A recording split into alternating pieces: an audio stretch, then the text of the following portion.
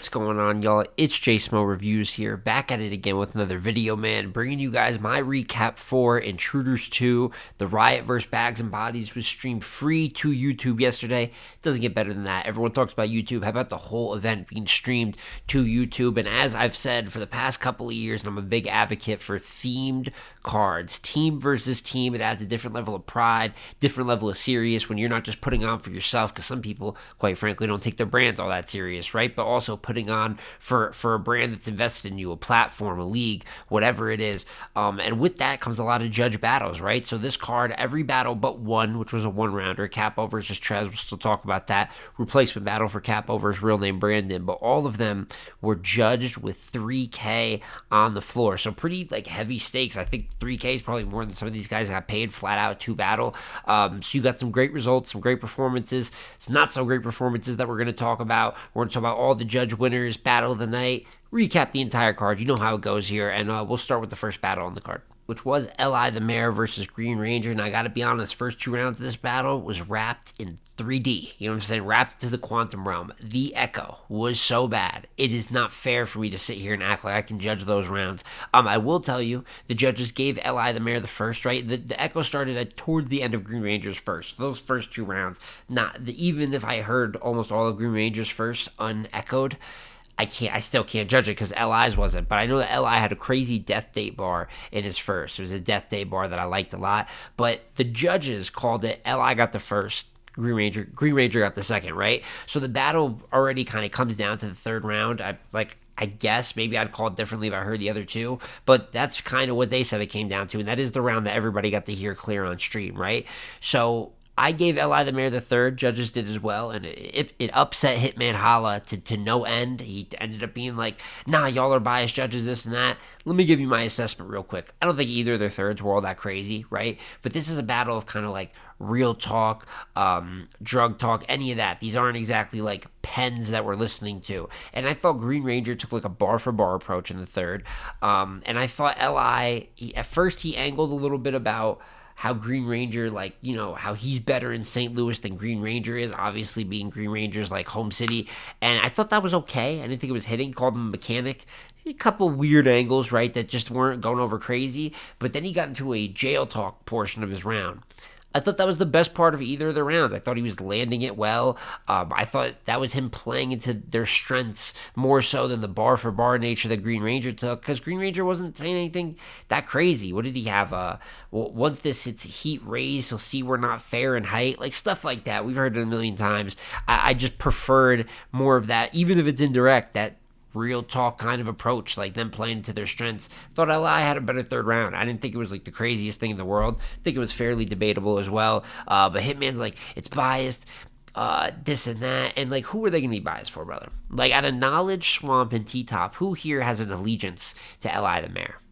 But what are we doing here? You know what I'm saying? But added to the competitive aspect, I can't lie. And it also made for a funny moment with Hitman running around saying they cheated him, and no one cheated him. It was an okay battle. It was the first battle on the card. So Li won the 3K and the judge vote. They gave him the first and third round. Thought it was a pretty good call. Then from there, we get into Yogi the God versus Hansel. Now, Yogi had so much to say leading up to this card about how he should have been Rookie of the Year and he's going to smoke Hansel, this and that. And the recap of Yogi's performance is water, water, water, water, water, water, water, water, water, water, water. He had 567 water flips. And it's already doing the same name flip over and over is already a bit egregious, right? Everybody noticed it. But he had the audacity to rhyme water with water. They weren't all just flips revolving around the topic of water, which is Hansel's group. He refers to him. That's a dumbass nickname, by the way. I'm sorry, Hansel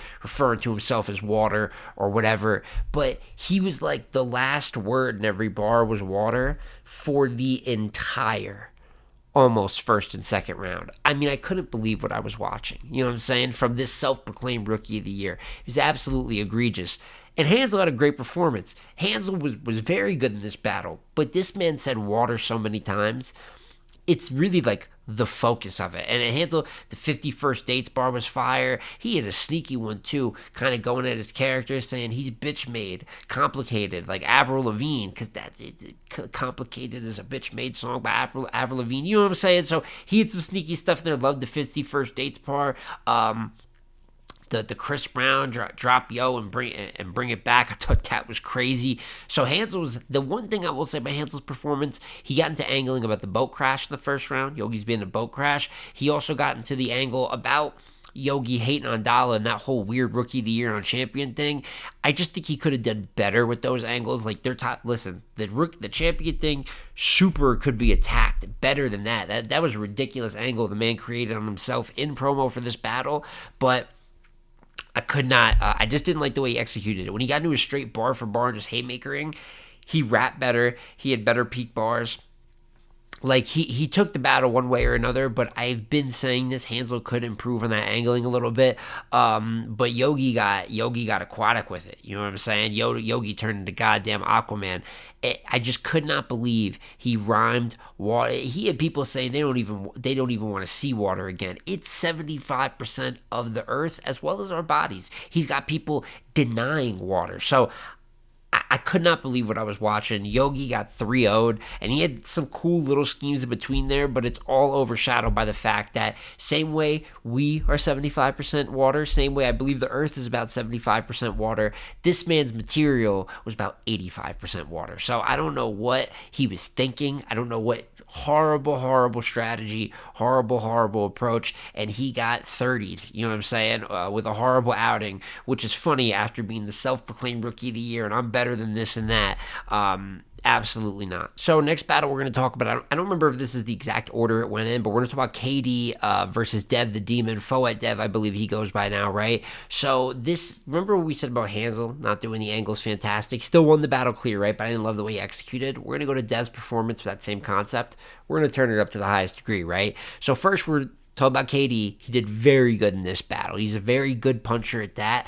I think he's just a solid mid-tier level guy. Like, he battles kind of in like the local circuit. I think he's above a lot of these plates he gets. I don't think, some people are like, it's time to give him bigger plates. I don't really think this is some guy who's going to get like top tier plates and ascend. He's been here a very long time, you know what I'm saying? But if you want to check out KD versus JC on Street Status, I believe that was like 2016. Very good example of KD at his best. So he's just punching Dev's head off in this first round. Like, he's good when it comes to that, just bar for bar.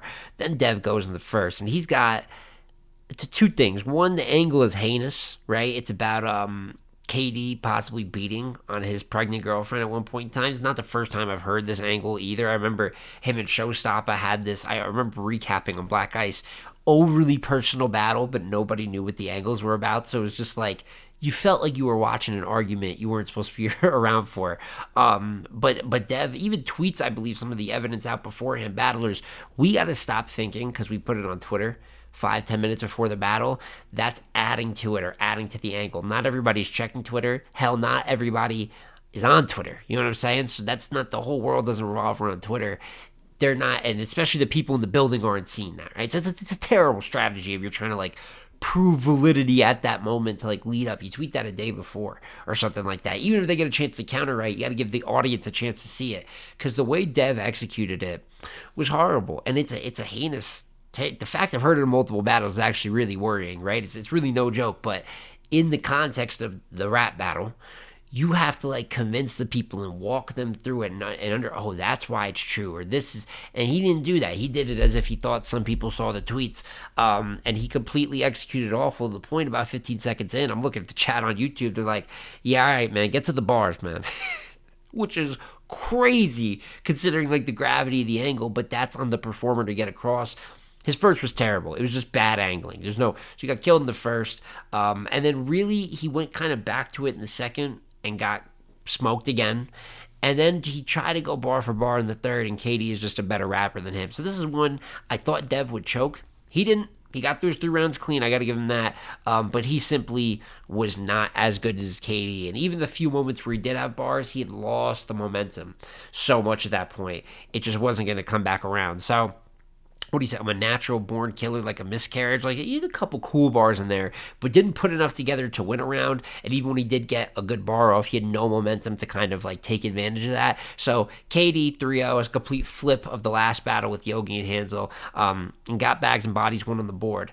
Now we're going to talk about Dolla Bill versus Fate. And I had Dolla 2-1 edge going in, but I told you guys in my predictions, if Fate won, I wouldn't be shocked. As much as people are Dolla fans right now, the way the matchup came up after the Thesaurus battle, which I had Dolla Bill losing. I know some people are saying it's debatable. I don't think it is. I think Thesaurus pretty clear, decent Dolla Bill, right? But he called the man Book the whole first round because his name's Thesaurus. Like, he did some silly shit, and I thought Thesaurus showed some levels. You got a really good Thesaurus in that battle. So when that happened, I saw people kind of lying to him. Power of friendship. I see what happens, right? They're just like, oh, Dolla was crazy. He won, right? He's good, but I didn't think he won. And I knew that Fate is like a kind of a drop down an opponent from where he's trying to shoot to. I sensed trap game to an extent. And that's exactly what happened, man. I think Dolla is cool, especially his second round. He's a good second round in this battle, but he had shorter rounds. I thought he even was like a little stumbly. I know by nature of his style, he's kind of like, it's not just like straight rapping. It almost is like a little disorganized in nature, and that's kind of some of the beauty to it. But in this one, I actually thought he had some for real stumbles in there. But he played it off well. But he had shorter rounds, not the craziest PK makers, and Fate was wilding. Fate, we're going to talk about the battle of the night, which technically some people try to throw performance of the night there as well because it was better than the rest of the card in all aspects, but I'd say Fate had the performance of the night. He was punching all 3 rounds, and he had a lot of Dolla flips, right? But unlike Yogi, who was just rhyming with Dolla, this and that, there was creativity to it. He had some angling in there talking about, y'all talk about all of this intangibles. All I see is invisible attributes. That was like a little breakdown. Like, I didn't know Fate could get in that breakdown bag. I know he's a solid puncher, and I always say punchers like 3-point shooters. When they're hitting them, if they're really on, doesn't matter if there's a hand in their face, man. If they're shooting 35-footers, they're sinking 35-footers. It just is what it is. He was going crazy. Green light on Dolla like a vending machine. Like, I wish I had more. I don't have as many written bars for every battle here. I'm not going to lie, but I'm rapping like I don't got a dollar on my name. Like, he had so much shit. So the first he cleared, the judges gave Dolla the first. Nuh-uh. He won the first clear. He won the second clear, even in front of a good Dolla. That was the most impressive because Dolla's second was really formidable. It might be his only like truly great round he had in the battle too. And Fate leveled him up there. And then by the time the third came around, that was the ugliest one of them all. He kind of smoked him in the third. That's where the character breakdowns got in. So it's twofold. One, Fate, one of the biggest upset of the night, performance of the night, in my opinion, and a big moment for him. In a moment where everyone came to watch Dolla, you walked away like, Fate's got that. So I want to see, he's been inconsistent in the past, especially some of his bigger opportunities. Remember, he lost to YK very recently. I thought she'd beat him clear on Westworld. Lost in the tournament to the Kid Clutch. I thought he should have won that battle, right? Like, not that the judges got it wrong. He should have won that battle. So he's come up short in a lot of opportunities. This was great to see Fate do it at the highest level here at a pretty big spot for him and get the judge victory. And but Dolla, don't like this loss for Dolla at all. And I do not like this kind of trend. I saw it with Hansel. If I give Hansel help for it, I got to give it to other guys too. You guys aren't established enough to just take losses like that when you're supposed to be the favored winner.